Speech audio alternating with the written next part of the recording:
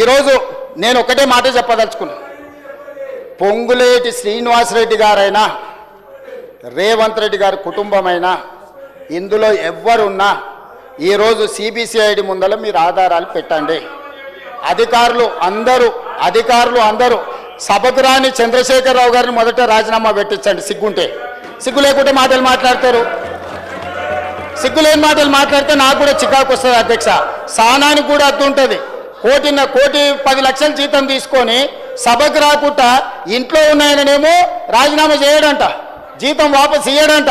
రోజు 18 గంటలు చేసి 4.5 లక్షల ఇందిరమ్మ ఇండ్లు కట్టించి ఈరోజు లక్షలాది దళితుల గిరిజనులకు ఆదివాసీలకు ఇండ్లు ఇచ్చి వాళ్ళ ఇళ్లలో వాళ్ళ ఇండ్లలో వెలుగు వాళ్ళ కళ్ళల్లో ఆనందం చూసే పొంగులేటి శ్రీనివాసరెడ్డి రాజీనామా చేయాలంట. సిగ్గుండాలి మాట్లాడడానికన్నా కొంచెమన్నా. అంటే మీరు చెప్పింది వినకపోతే మంత్రి రాజీనామా చేయాలనా? మీ తాతలు దిగొచ్చినా జరగదు. మీరు అనుకుంటారో మీరేదో అరుస్తే గోల పెడితే వింటారని. మీ సంగతి అంతా తెలుసు. మేనమావకు చెప్పినట్టు ఉంది పుట్టింటి గొప్పలు. గురువింద కింద ఎంత నల్లగుందో తెలియదు. వాళ్ళ కింద ఎంత నల్లగుందో నాకు తెలుసు. నేను మొత్తం చూసి వచ్చినాను అధ్యక్ష. ఇక నేను ఎక్కువ చెప్తే బాగుండదు, చిట్టా ఇస్తే అసలు బాగుండదు. ఒకటే అధ్యక్ష.